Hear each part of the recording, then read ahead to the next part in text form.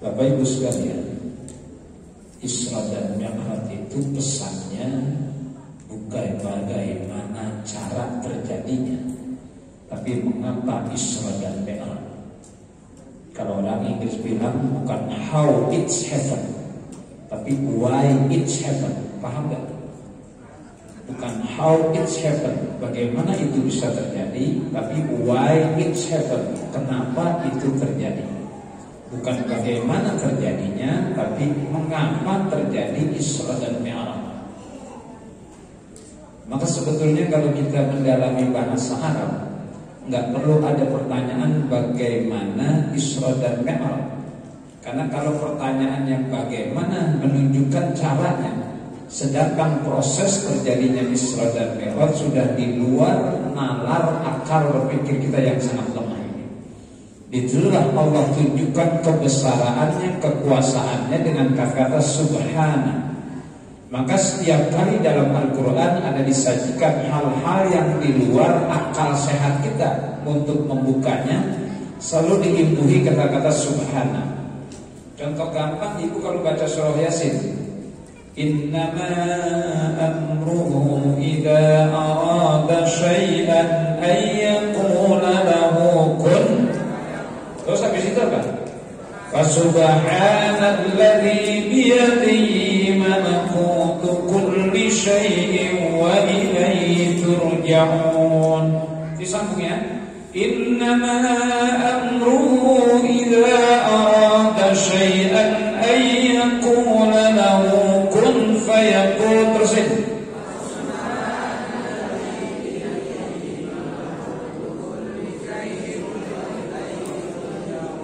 Inna fi khalqis samawati wal ardi wa ikhtilafil laili wan nahari la ayatin li ulil albab alladhina yadhkuruna Allaha qiyaman wa qu'udan wa 'ala junubihim wa yatafakkaruna fi khalqis samawati wal ardi Rabbana ma khalaqta hadza batilan subhanaka faqina adzabannar. Maka setiap kali ada sesuatu yang sangat luar biasa terjadinya, selalu diimbuhi dengan kata subhana. Innama amruhu idza arada syai'an ay yaqula lahu kun fayakun. Kenapa kun fayakun? Fasubhanalladzi biyadihi malakutu kulli syai'in wa ilaihi turja'un. Karena kebesaran Allah kita puji. Ya, fasubhanalladzi, maka maha suci Allah yang ada di tangannya segala bisa terjadi. Kun fayakun. Yang kedua, Rabbana ma khalaqta hadza batila. Rabbana ma khalaqta hadza batilan subhanaka faqina adzabannar. Maha suci Allah ya, yang segala sesuatunya kalau diciptakan tidak ada sia-sianya. Jadi Allah Subhanahu wa taala kalau menciptakan segala sesuatu, baik benda ataupun peristiwa, bab ma khalaqta hada di situ tidak melulu namanya materi benda, peristiwa pun ciptaan Allah. Maka segala ciptaan Allah baik berupa benda, alam semesta ataupun peristiwa yang terjadi, semuanya tidak ada sia-sianya. Maka kita puji faqina subhanaka faqina adzabannar. Tidak ada sia-sia. Allah kalau menciptakan sesuatu tidak ada sia-sianya, pasti ada manfaat, ada hikmahnya. Karena saya kasih contoh, andai kata bapak-bapak di sebelah kiri saya dikasih durian Medan, masing-masing 1 3 durian Medan yang kuning mentega manis kasih 3. Ibu-ibu dikasih pacek 1 plastik isinya 20. Tahu buah pacek? Ibu-ibu dikasih buah pacek 1 plastik isinya 20. Bapak-bapak dikasih durian Medan, ibu-ibu protes enggak? Ya jangan protes. Subhanaka faqina ada Rabbana ma khalaqta hada. Gak ada sia-sianya. Silakan bapak-bapak yang dapat durian Medan atau montong itu 3 makan semuanya. yang gula darahnya lagi 650, tensi darahnya 350, silakan dimakan Pak. Saya tinggal nungguin pengumuman saja besok. Inna lillahi wa inna ilaihi raji'un. Bapak-bapak yang hadir pada peringatan Isra dan Mi'raj di Masjid Matlahul Anwar dan dapat durian Medan 3 mentega dimakan mati semuanya. Nah, ibu-ibu yang darahnya lagi tinggi dapat baca alhamdulillah. Itu kebesaran Allah tuh kalau menciptakan sesuatu baik benda ataupun peristiwa. Rabbana ma khalaqta hadza batila. Kita puji subhanaka faqina adzab. Jadi ada kebesaran Allah. Dalam surah Yasin, subhanalladzi khalaqal azwaja kullaha mimma tunbitul ardh wa min anfusihim wa mimma la ya'lamun. Kita puji subhanalladzi khalaqal azwaja kullaha. Subhanalladzi khalaqal azwaja kullaha mimma tunbitul ardh wa min anfusihim wa mimma la ya'lamun. Kita puji Allah dengan segala kekuasaannya menciptakan segala sesuatu berpasang. Kalau Allah ciptakan semuanya berpasang-pasangan. Inna fi khalqis samawati wal ardi wa ikhtilafil laili wan nahari dhahara fasadu fil barri wal bahri.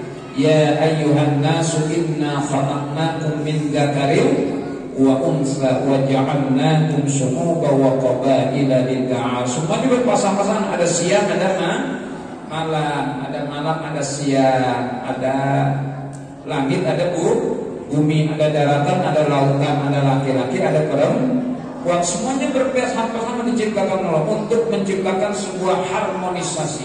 Maka kalau malam aja enak, kalau gelap aja. Kalau malam aja enak. Enak. Kalau ada makhluk Allah yang butuh kegelapan untuk cari makan.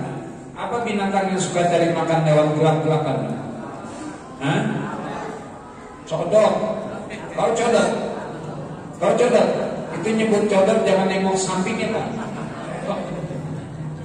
Tuh Musa Allah ciptakan, tapi biar harmoni diciptakan siang dan malam. Karena ada juga makhluk Allah yang butuh siang untuk cari nafkah. Siapa itu? Hah? Ojol, ojek online, ya, tukang nasi goreng malam, ya, tukang soto mie siang, soto mie, tukang bubur. Nah, itu Allah ciptakan siang dan malam biar ada harmonisasi. Ada bakul, ada bakul, ada. Kalau nasi isinya ada bakul, ada centong, ada garpu, ada ada alu, ada lumpang, ada penggorengan, ada sotetnya, ada kulegang, ada coetnya, ada gula, ada kopi, ada duda, ada janda, ada duda. Makanya ada tape, ada uli. Makanya kalau dikeluarin tapenya orang nanya ulinya mana?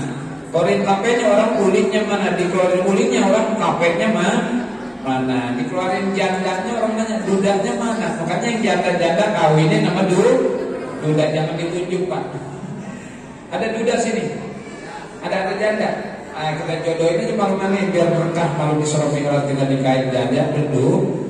Karena kita rame kan. Kuda yang mana? Kuda yang mana? Tuan senangi. Kuda yang putih di dalam kandang. Janda yang mana? Janda yang mana? Tuan senangi. Janda yang putih di dalam kandang putih lanak itu. Terus sampai Allah ciptakan harmonisasi. Makanya Isra dan Mi'raj ini pertanyaannya bukan bagaimana, karena proses terjadinya sudah di luar akal kita. Mana kalau mau diakal-akalin jadi kufur. Nah, ini terjadi karena kebesaran Allah. Maka dimulai dari kata-kata subhanalladzi asra bi 'abdihi lailan minal masjidil haram ilal masjidil aqsa alladzi barakna haulahu. Karena kalau Abu Lahab tidak percaya, kan dia pakai ukuran otaknya. Bagaimana mungkin kau hai Muhammad, saya dari Masjidil Haram ke Masjidil Aqsa masirata arba'ina yawman wa lailah. Saya dari Masjidil Haram ke Masjidil Aqsa perjalanan 40 hari 40 malam. Lah Rasulullah itu dari Masjidil Haram ke Masjidil Aqsa naik ke langit yang ketujuh, menembus langit yang ketujuh atmosfer sampai ke Sidratul Muntaha. Sebelum subuh sudah nyampe lagi di Masjidil Haram. Bayangkan sebelum subuh sudah nyampe lagi di Masjidil Haram. Dari Madinah ke Mekah itu perjalanan waktu bisa 7 jam pakai bis. Lah Rasulullah dari Masjidil Haram ke Masjidil Aqsa Palestina, terus menembus langit yang ketujuh, terus sebelum subuh udah nyampe lagi di Masjidil Haram. Maka itu orang gila. Nah ini terjadi karena subhanalladzi asra bi'abdihi lailan minal masjidil haram ilal masjidil aqsa allati barakna hawla. Ibu jangan ngomongin langit dulu, dah saya mau nanya. Mana duluan telur ayam? Mana duluan telur ayam? Bini lu yang tanya bukan dulu. Bu, mana duluan telur ayam? Telur keluar dari mana? Ah, bego. Jadi lebih dulu telur apa ayam? Ayam. Ayam keluar dari mana? Dari telur. Telur duluan, telur keluar dari ayam, ayam keluar dari telur. Jadi mana duluan? Hah? Gampang jawabannya. Tukhrijul hayya minal mayyiti wa tukhrijul mayyita minal hayy.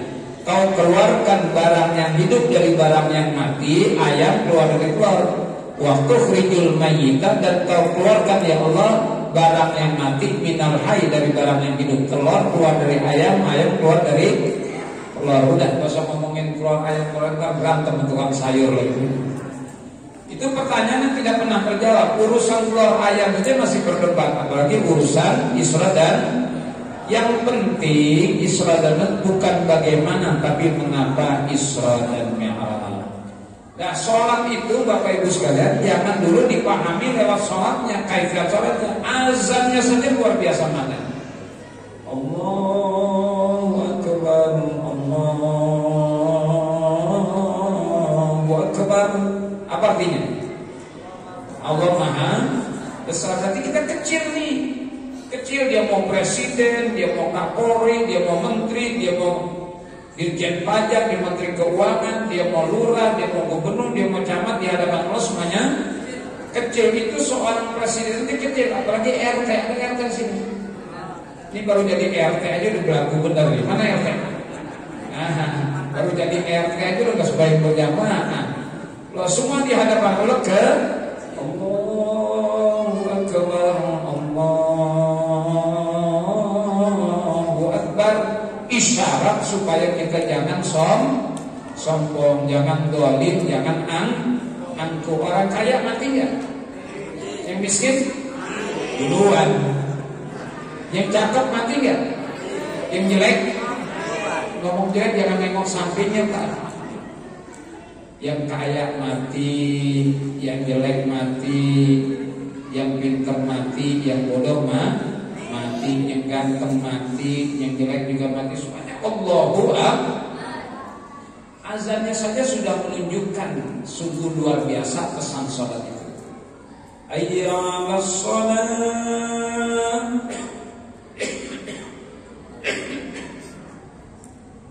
hayya 'alas shalah. Suruh ngapain? Suruh sholat. Yang main catur berhenti gak? Yang main catur berhenti gak? Ini yang memanggil, yang menentukan hidup matinya kita, selamat tidaknya kita, kaya miskinnya kita, sehat sakitnya kita, Allah yang manggil. Hayya 'alas shalah. Masya Allah, yang main catur. Kopi 3 gelas, rokok 3 bungkus, masih megangin kuda aja, kuda. Mana ngopi main catur? Nah ini tuh panggil ayya masolah, suruh ngapain sholat. Yang ngopi mancing berhenti kan? Ayya masolah baru ngopi. Ayya masolah, diajak untuk Sholat mau dibawa kemana? Luar biasa. Hayya 'alal falah, hayya 'alal falah.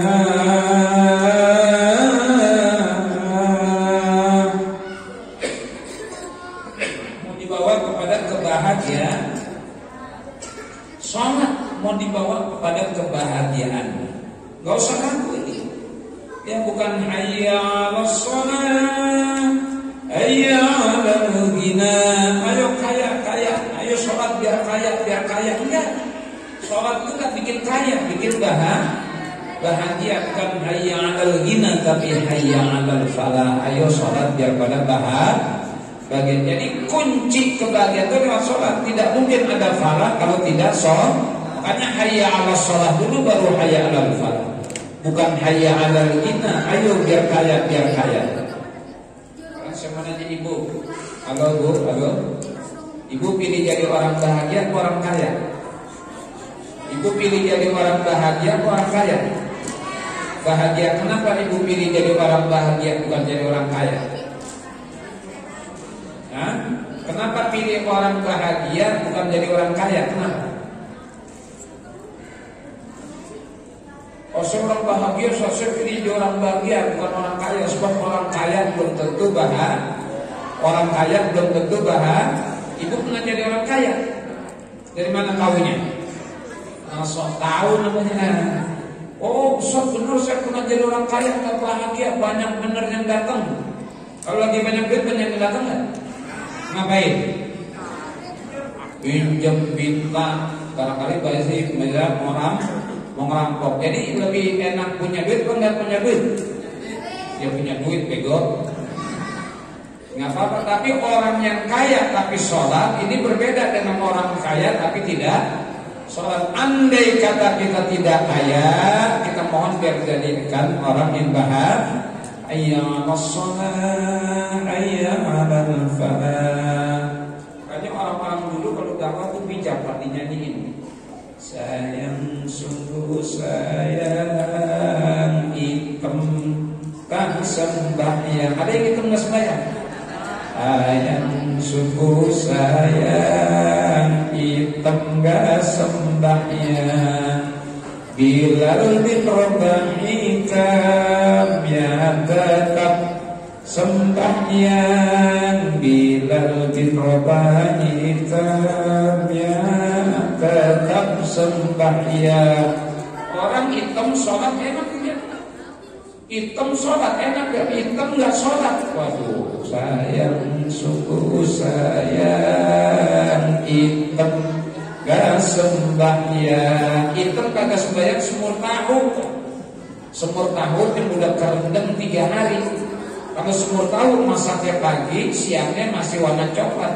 Tapi kalau semur tahu kerendamnya sudah 3 hari, itu orang yang gak sembahyang seperti semur. Yang sungguh sayang, jelek gak sembahyang. Sayang, sungguh sayang, jelek gak sembahyang. Ada yang jelek gak sembahyang? Ada yang jelek gak sembahyang? Apa? Kunyuk. Kunyuk cakep gak? Tuwe elek kepenyek orang sembahyang. Ya wes ketek. Ya, orang jelek tapi sholat mulia. Mulianya dia dapat kemuliaan oleh Allah Subhanahu wa taala meskipun tidak berparas ganteng. Maka seluruh pesannya ada kalau Nabi Yusuf ganteng sholat. Sayang, sungguh sayang, ganteng tak sembahyang. Sayang, sungguh sayang, ganteng tak sembahyang. Nabi Yusuf ganteng, ya tetap sembahyang. Nabi Yusuf ganteng, ya tetap sembahyang. Pesannya apa? Orang yang ganteng contoh Nabi Yusuf alaihissalam. Orang yang kaya contoh Nabi Sulaiman alaihissalam. Orang yang miskin contoh Nabi Ayub alaihissalam. Kan gitu.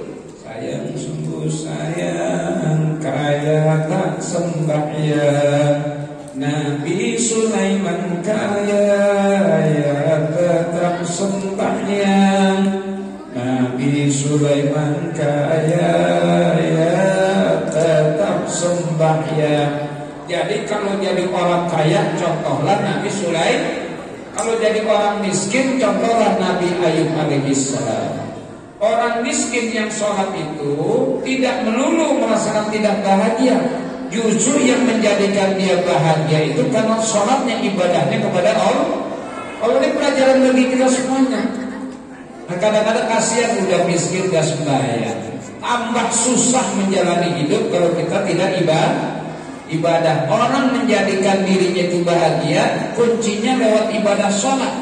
Karena aqimis sholat dari zikri, tegakkanlah sholat untuk mengingat aku, ingat aku, ala bi dzikrillah tatma'innul qulub. Itu dia janji dari Allah, innaka la tukhliful mi'ad, sungguhnya engkau ya Allah tidak pernah mengingkari janji. Jadi pesan sholat ini hakikatnya adalah bagaimana menjadikan hidup itu bahagia, dan bukan karena kedudukan, bukan karena harta, bukan karena kecantikan, bukan karena kegantengan, tapi yang menjadikan kita bahagia adalah sholat. Makanya dibutuhkan sampai lebih banyak perjumpaan kita dengan Allah 5 waktu: subuh, zuhur, asar, maghrib, dan isya. Frekuensinya banyak untuk terus dekat kepada yang Maha Tenang.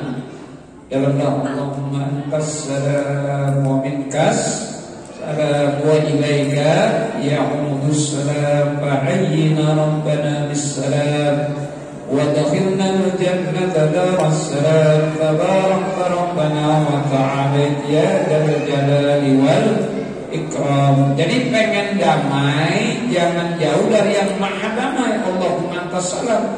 Lewat mana kedamaian kita dapatkan? Lewat sholat. Dan mudah-mudahan sholat 5 waktu yang kita lakukan menjadi bagian yang bisa mengantarkan kita untuk meraih keridhaan Allah Subhanahu wa taala.